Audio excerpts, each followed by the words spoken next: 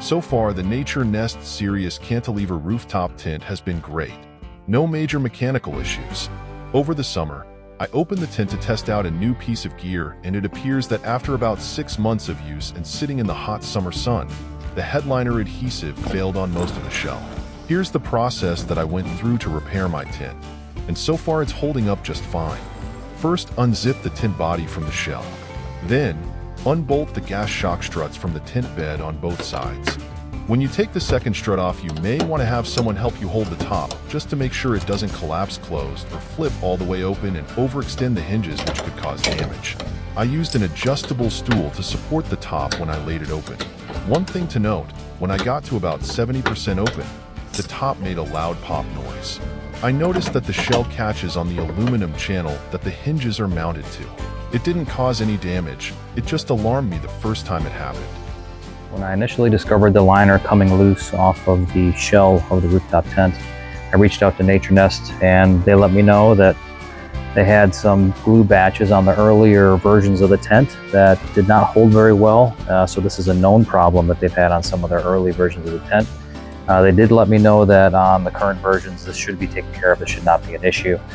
Regardless, they went ahead and sent me a repair kit to go ahead and repair, and this is what they sent. So actually this is the second kit they sent. The first kit they sent was just a couple of bottles like this. Now this was in quite a liquid form when they sent it, and unfortunately they don't have sealable caps on the bottle. So when I got it, then I'll show a picture over in the corner here, and it was just all over the bag. Luckily they had it sealed in the bag, otherwise it would have been all over the package. So they sent me 2 bottles of this that were only that full,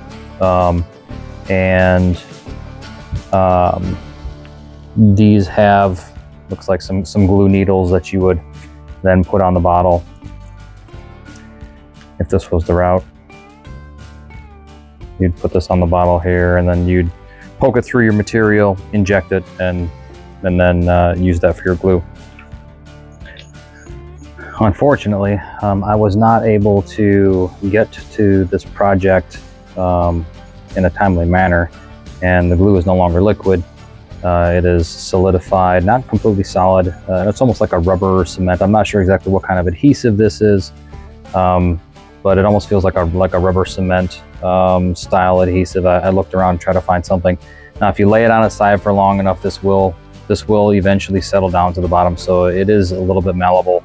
But it is definitely not something that you're going to be able to eject out of that's probably like a 10 gauge needle to get underneath this fabric. So I went ahead and reached out to them, and they went ahead and sent me another kit, and all that was in the first kit was 2 bottles of this and then a couple of these needles for that kit. In the second kit, they sent me 2 more bottles of the same stuff. Unfortunately, this stuff was already somewhat cured. I'm not gonna say cured, but it is somewhat hardened to the point of this. So it's the same stuff, and I'm not sure why they said, bottles are only a third full, but it's the same problem. Is this stuff, you're not gonna get that through a needle. You're gonna poking that, it's like you can scoop a chunk of it out, but you're not gonna be able to inject that through a needle. So this stuff is not gonna work. This in its complete liquid form when I first got it might have worked. Anyway, I'm not gonna go ahead and go that route. I did some more research. Well, actually, let me go back. So in addition, they went ahead and sent me this tube of silicone, which I'm not sure why they sent the tube of silicone, and they sent a caulk gun. They also did send a couple of syringes. I don't know if they wanted me to fill these up with silicone and then inject it in there. But the type of plastic that the shell is made out of, the silicone does not stick to it, so that's not going to work. So the tube of silicone, the bottles of, I'm not sure what adhesive that is. Yeah, that's not going to work. Actually, I will use the 2 syringes. So the route that I've decided to go to repair this is I'm going to go ahead and use a seam grip. This particular one is made by Gear Aid. It's seam grip, WP waterproof, and this is a urethane based adhesive. This is actually marketed towards sealing tents and stitching on tents and things of that nature, and I've used it quite extensively for gear repairs Used it on tents and things like that, and it's very good. I did put a dab of this on the shell, and it stuck very well.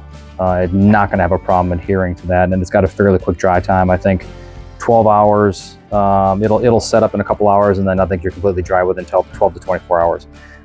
So my plan is to go ahead and fill up one of these syringes, about halfway or a third full, with some of this, and then I'll use these syringes to go ahead and inject sections of this. And I'll probably have to do this in batches, because what you need to do is when you do a section, you need to be able to hold the fabric down, so that way the seam grip will adhere to the fabric and the shell. So what I've done is I'm using these rare earth magnets to help me repair this. I had this left over from a different project I did on my Jeep, and I think these are rated at 20 pounds, 25 pounds, so they're very strong.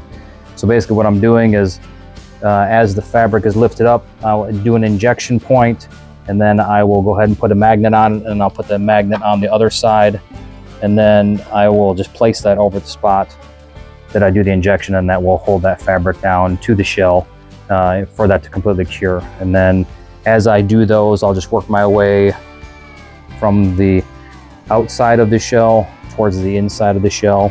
Okay, so let's get this going.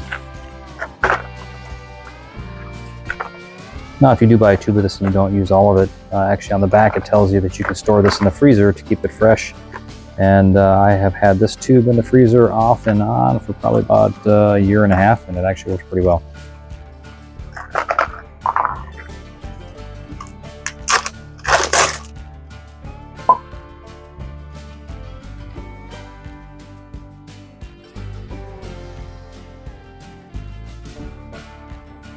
Tilt it down to get a little air.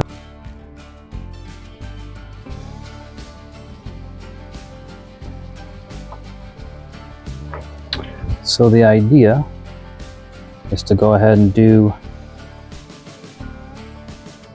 the injection. So you're going to go ahead and stick the needle through the fabric. You're going to go ahead and put probably a pea-size drop of the adhesive, pull it back out, and then we'll go ahead and place a magnet on there that will spread it out as it puts pressure on it, and then we'll let that sit there overnight and let that cure. All right, so first thing I'm going to do, move the magnet from the outside, set those there, make sure they don't get too close.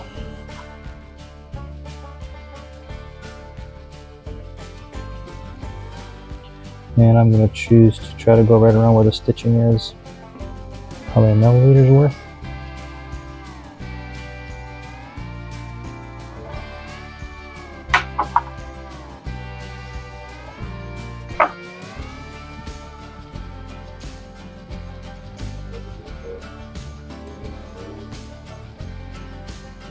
Just a little bit slow.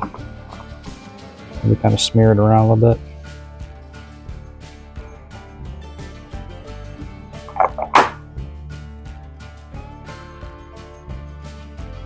All right, I've got the first 6 sites done. Since I'm gonna have to do this in batches because I don't have more magnets, actually I've ordered more magnets that'll be here tomorrow to be able to do larger sections. I'm gonna go ahead and see if I can't salvage this syringe now. All right, and then to clean this up, you're just gonna go ahead and get yourself a little bit of nail polish remover, acetone, whatever you have available. And then once your syringe is emptied out, you can go ahead and just suck up some of the acetone into the syringe.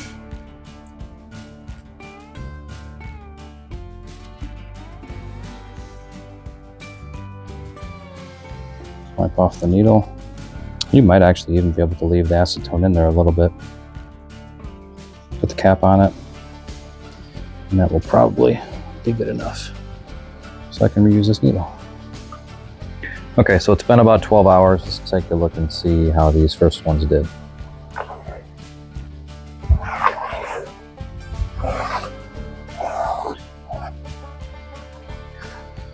Okay, so it looks like they're holding very well. Looks like I probably need to put a little bit less glue in each one, a little bit less adhesive because it looks like it's soaking through the material just a little bit. If I concentrate on just putting the glue maybe where the cross hatch is, and then just put a small dab of it underneath instead of putting quite so much, probably get a better result. And I can put a link in the description of the video for the magnets that I purchased and for the syringes that I'm using.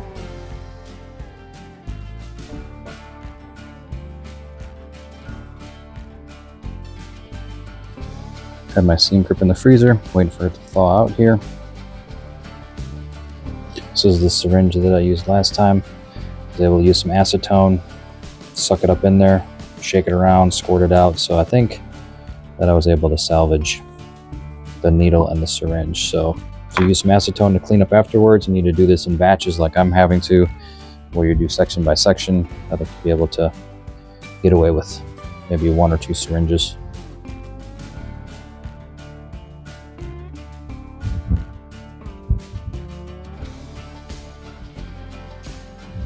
And try to burp the air out of the tube.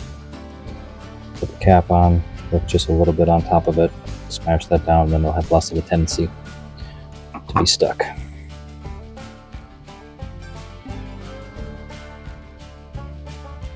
I think my first injection will be right at this cross point here.